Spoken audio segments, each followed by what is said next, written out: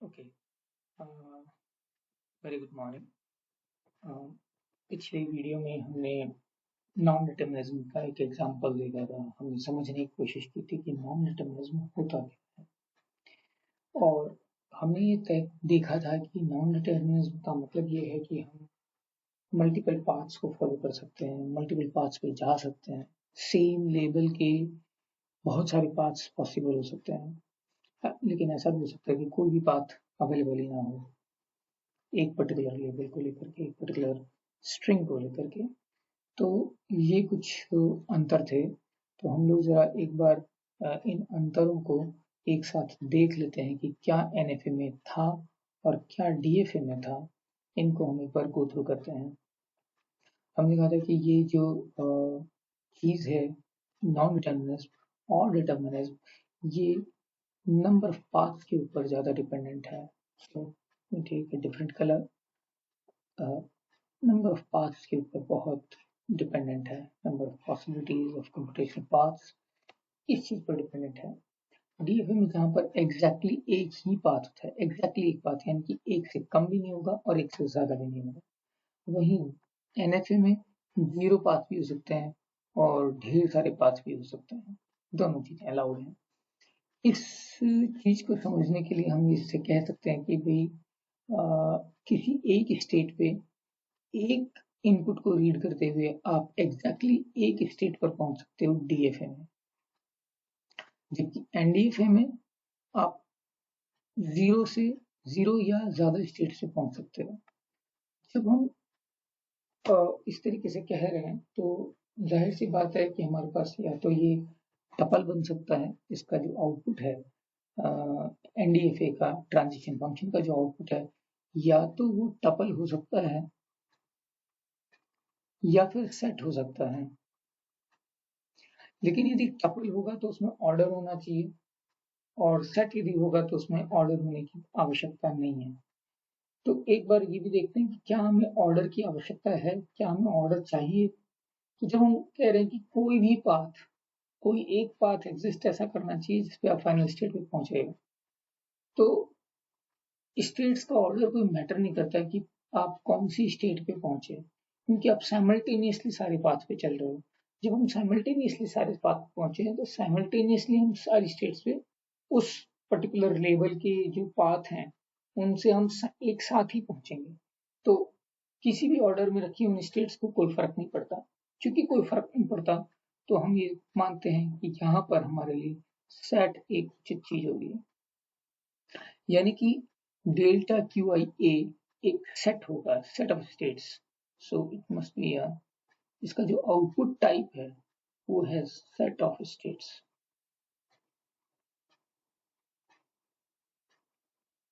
क्योंकि जैसे मैं पहले भी बता चुका हूँ, मैथमेटिक्स में टेम्पलेट्स बहुत इंपॉर्टेंट होते हैं। आपका टेम्पलेट मैच कर रहा है तो आपकी मैथमेटिक्स बहुत शानदार तरीके से चलेगी, आपको कभी दिक्कत नहीं आएगी। मैथमेटिक्स वास्तव में आपको इजी सब्जेक्ट लगेगा। लेकिन यदि हम डीएफए के में देखें तो डीएफए में ट्रांजिशन फंक्शन का जो आउटपुट है वो एक स्टेट है, ना कि सेट। एक सिंगल स्टेट है, ठीक है। डीएफए में एक सिंगल स्टेट है आउटपुट, और एनडीएफए में ट्रांजिशन फंक्शन का आउटपुट जो है वो सेट ऑफ स्टेट्स है। ओके, एक बार हम इनके डिफरेंसेस को भी थोड़ा नोट डाउन कर लेते हैं, क्योंकि हम पहले भी देख चुके हैं। डिफरेंस क्या है? Only one path exist for a string. And DFA में क्या है? एग्जैक्टली एक ही पाथ एग्जिस्ट करता है। यदि आप एक पर्टिकुलर स्ट्रिंग की बात करेंगे तो एक स्ट्रिंग के लिए एक ही पाथ एग्जिस्ट करता है, जहाँ की एनडीएफए में मल्टीपल पाथ पॉसिबल है, और आप किसी भी पाथ पर सारे पाथ पे एक साथ कंप्यूटेशन करते हो। क्योंकि यहाँ पर एक ही पाथ पॉसिबल है तो एक ही पाथ पर कंप्यूटेशन भी एक ही पाथ पर होगी। दूसरा डिफरेंस है, यहाँ पर हर ट्रांजिशन जो है किसी ना किसी सिंबल को रीड करके है। Each transition for each transition one symbol must be read, exactly one symbol must be read। यहाँ पर क्या है? जीरो या वन कितने भी सिंबल पढ़ सकते हो। Transition from one state to another without reading any symbol is allowed. कोई भी सिंबल आपने रीड नहीं किया है तब भी आप ट्रांजिशन कर सकते हो, यानी कि सिंबल पढ़ के तो ट्रांजिशन कर ही सकते हो आप, बिना किसी सिंबल को रीड किए भी ट्रांजिशन कर सकते हो। तो जीरो और मोर symbols or zero or one symbol can be taken symbol for a transition.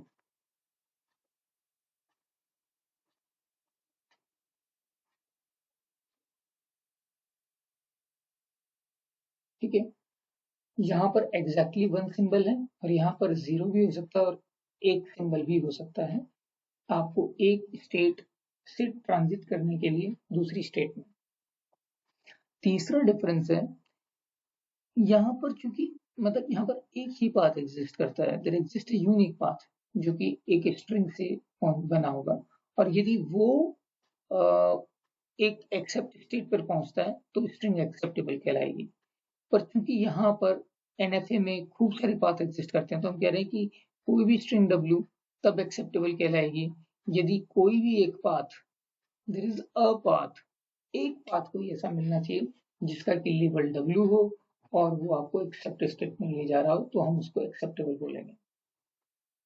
इन सब चीजों को लेकर के हम अब मैथमेटिकल फॉर्मुलेशन करने जा रहे हैं, मैथमेटिकली इसका स्ट्रक्चर बनाने जा रहे हैं। इसको जरा समझते हैं। देखिए, डीएफए में भी 5 एलिमेंट होते हैं, Q sigma delta Q naught F. NDFA में भी 5 एलिमेंट्स होते हैं, ये भी 5 टपल है, ये भी 5 टपल है। क्यू है, सिग्मा है, डेल्टा है, क्यू नॉट एफ है, इसमें भी Q sigma delta Q naught F है ही है। क्यू हमने क्या कहा था, क्यू हमने कहा था फाइनाइट सेट ऑफ स्टेट्स है, यहाँ पर भी है Q finite set of states है। सिग्मा यहाँ पे फाइनाइट सेट ऑफ सिंबल्स है जिसको कि अल्फाबेट भी कहते हैं, यहाँ पर भी sigma finite set of symbols है जिसे हम अल्फाबेट कहते हैं। डेल्टा जो फंक्शन है इधर, तो यहाँ पर जो डेल्टा नाम का फंक्शन है यानी कि ट्रांजिशन फंक्शन है, ये हमें एक स्टेट से लेना होता है, एक पर्टिकुलर स्टेट से आप शुरू करेंगे, उसके बाद एग्जैक्टली एक इनपुट सिंबल लेंगे और किसी एक स्टेट पर मूव कर जाएंगे, एग्जैक्टली एक स्टेट पर ही मूव करेंगे।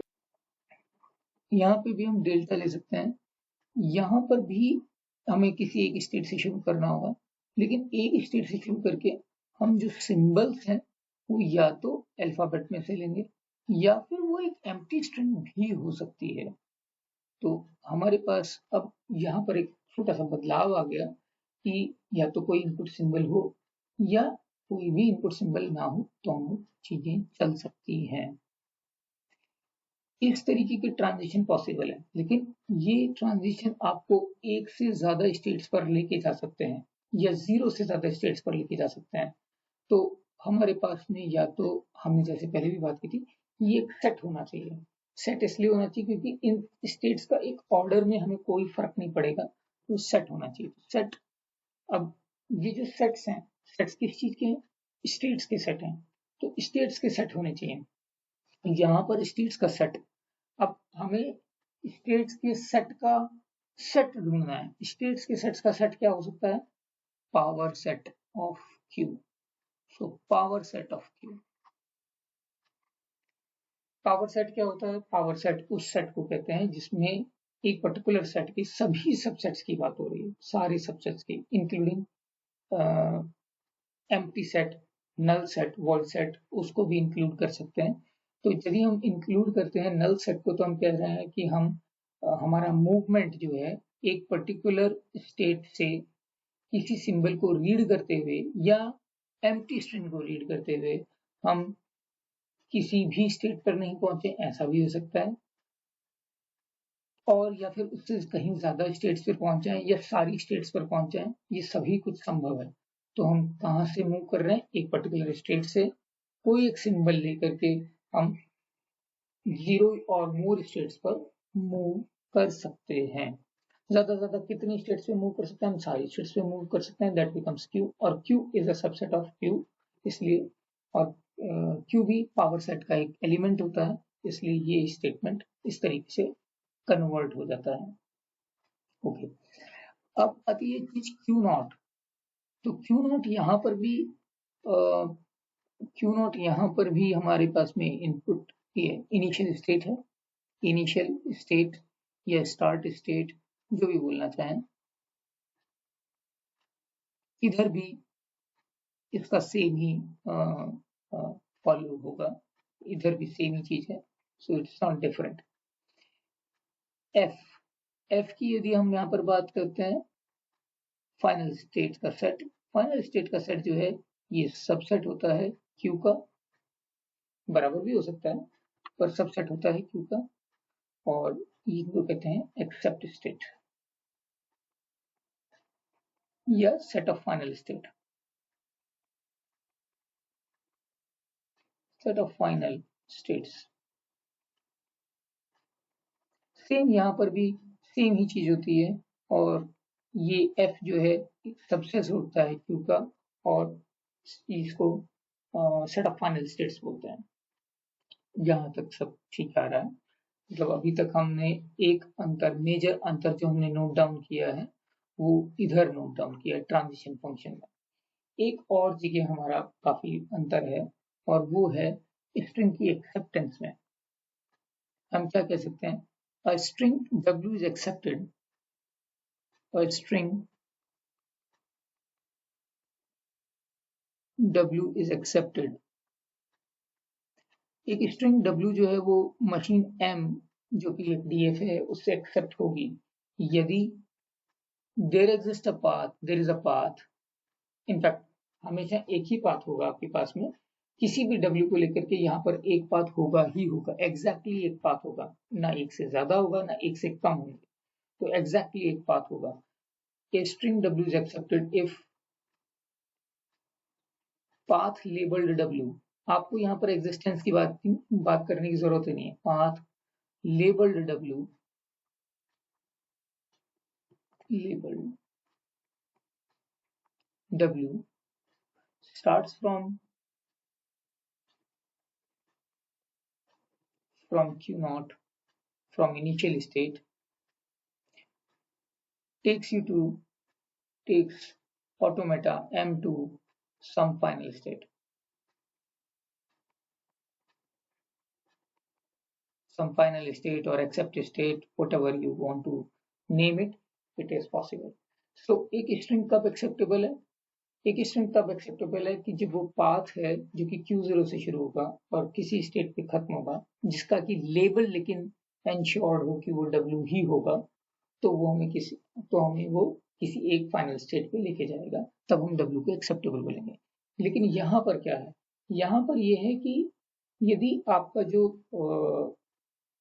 कोई एक path, the string W is accepted, okay, let me change it, string W is accepted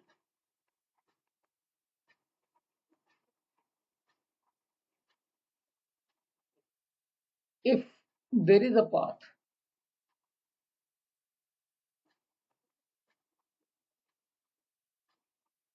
labeled W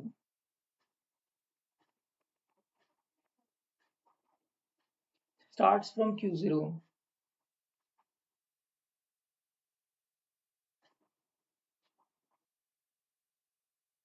takes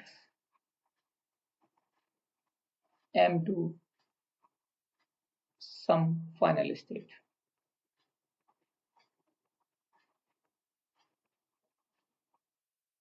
तो यहाँ पर हमारे पास में बात की आ गई कि कोई एक पाथ ऐसा एग्जिस्ट करना चाहिए, कोई एक पाथ ऐसा होना चाहिए।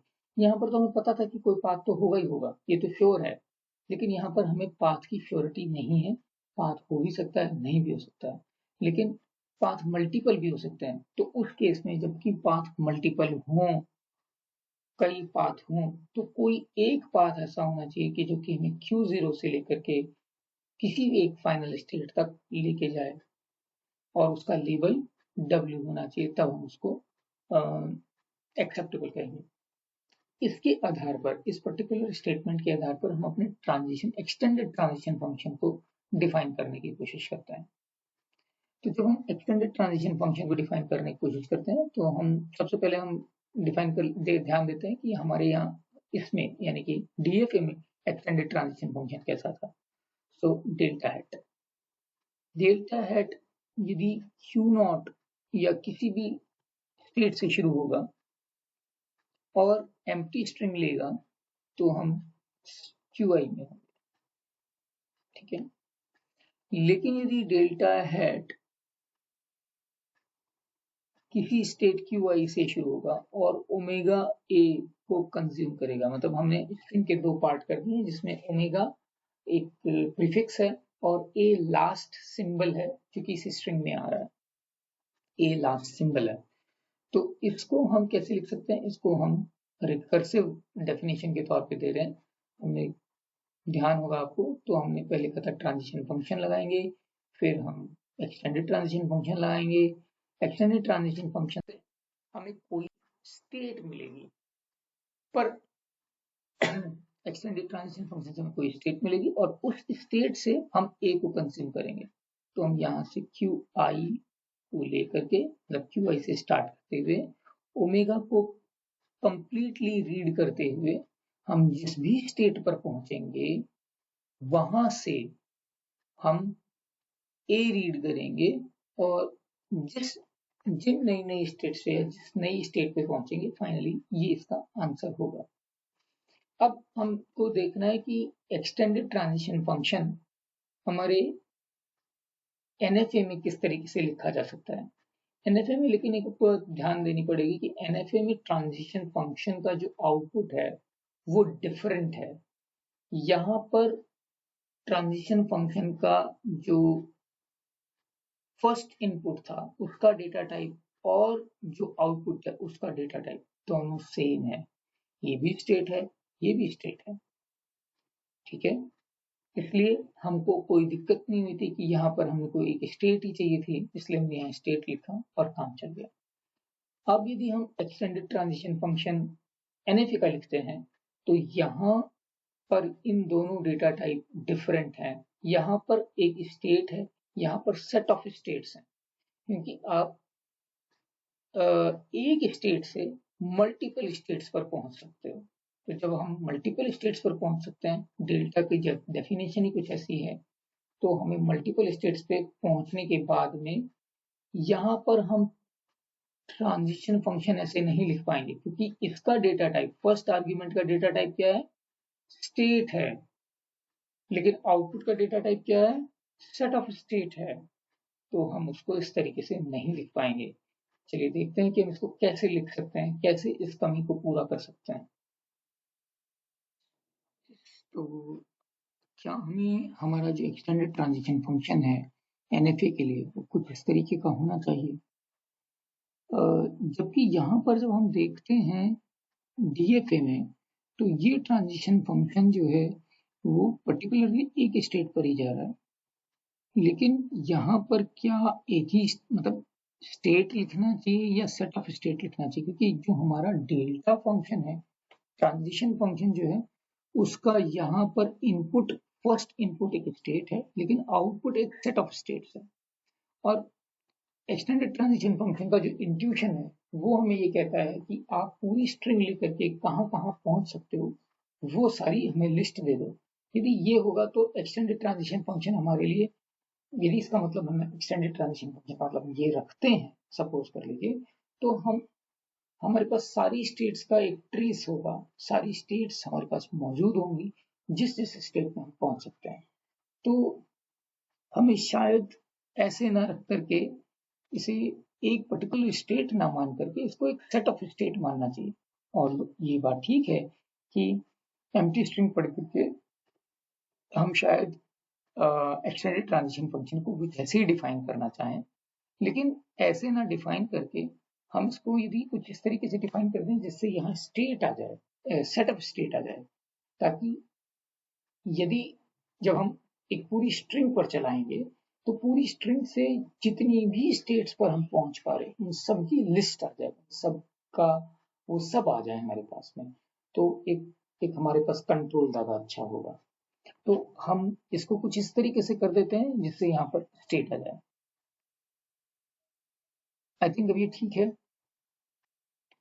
अब सवाल ये उठता है कि हम ऐसा क्या करें जो इसके जैसा हो और वो यहाँ पर चूंकि लेगा तो स्टेट, पर इसका आउटपुट यानी एक्सटेंडेड ट्रांजिशन फंक्शन का जो आउटपुट है वो है सेट। ये किसी तरीके से हमारा सेटल हो जाए। हम इसे कैसे सेटल करें ये हमें देखना है।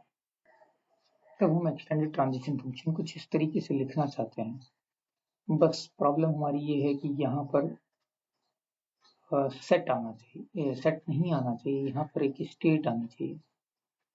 यहाँ पर यदि एक स्टेट आएगी तो हमको सिर्फ एक पाथ के बारे में मालूम पड़ेगा। तो हम कुछ ऐसा करना चाहते हैं कि हम कुछ सारे पाथ्स के बारे में, क्योंकि हमें साइमल्टेनियसली सारे पाथ कवर करने हैं, तो सारे पाथ्स के बारे में हमें किसी तरीके से मालूम पड़ जाए। तो हम कुछ ऐसा सोच सकते हैं कि एक पाथ से जिस स्टेट पर पहुंचे, फिर दूसरे पाथ से जिस स्टेट पर पहुंचे, उन सबका यूनियन कर लें। ओके, तो क्या हम कुछ, मेरा मतलब है कुछ इस तरीके से, क्या हम कुछ इस तरीके से लिख दें, यानी कि ये P कोई स्टेट आई है जो हम W को कंज्यूम करके किसी तरीके से पहुंचे हैं। अब वो कैसे हम पहुंचे हैं, क्या होगा P में हम कैसे कर सकते हैं। तो हमारे पास P जो है कोई सेट होगा, कोई स्टेट होगी जो कि QI से W कंज्यूम करने के बाद में हम P स्टेट पर पहुंचे हैं। ठीक है, मान लीजिए किसी कोई वेरिएबल P स्टेट मान लेते हैं।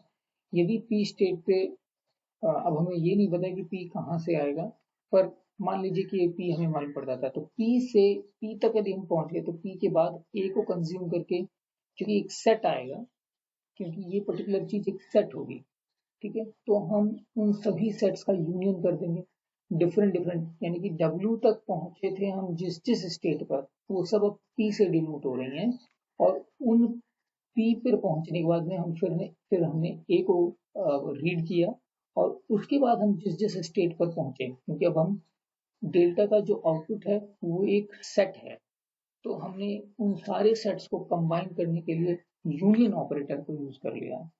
और ये यूनियन किसके ऊपर हो रही है, डिफरेंट डिफरेंट पीज के ऊपर, जिन जिन से भी हम QI स्टेट से स्टार्ट करते हुए W को कंज्यूम करते हुए कंप्लीटली हम पहुंचे थे, उन सब के लिए P एक तरीके से हम डिनोट कर रहे हैं। लेकिन हम इसको अब लिखना चाहते हैं कि हम P को लिखें कैसे, P किसी सेट में होगा तो वो सेट कैसे लिखेंगे, उस चीज को लिखना चाहते हैं।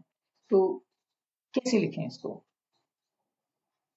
शायद ये एक बेहतर तरीका होगा कि P जो है वो सभी एक्सटेंडेड ट्रांजिशन के द्वारा दिए गए पाथ्स हैं, या वो सारी स्टेट्स हैं जो QI से W को कंज्यूम करके हम जहां पे भी पहुंचे हैं, वो सारी की सारे स्टेट्स का एक सेट है।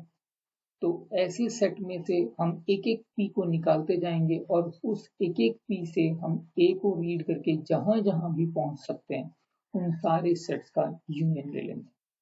तो इस तरीके से हम यहाँ पर एक्सटेंडेड ट्रांजिशन फंक्शन NFA में डिफाइन करते हैं। अब एक लास्ट चीज जो रह गई है वो है कौन सी स्ट्रिंग हम एक्सेप्ट करेंगे, यहाँ पर DFA में कौन सी स्ट्रिंग एक्सेप्ट करेंगे और NFA में कौन सी स्ट्रिंग एक्सेप्ट करेंगे।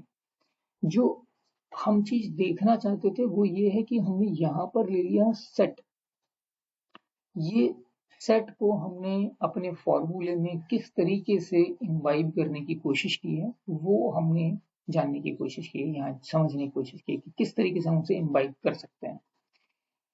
ओके, अब हमारे साथ में एक कमी जो रह गई है वो है कि किस स्ट्रिंग को एक्सेप्टेबल कहें। DFA में, और DFA में हम पढ़ चुके हैं, उसे हमें पता होगा, लेकिन NFA के बारे में हम किस स्ट्रिंग को एक्सेप्टेबल करेंगे उसको हमें देखने की जरूरत है। तो अभी देखते हैं उस चीज को।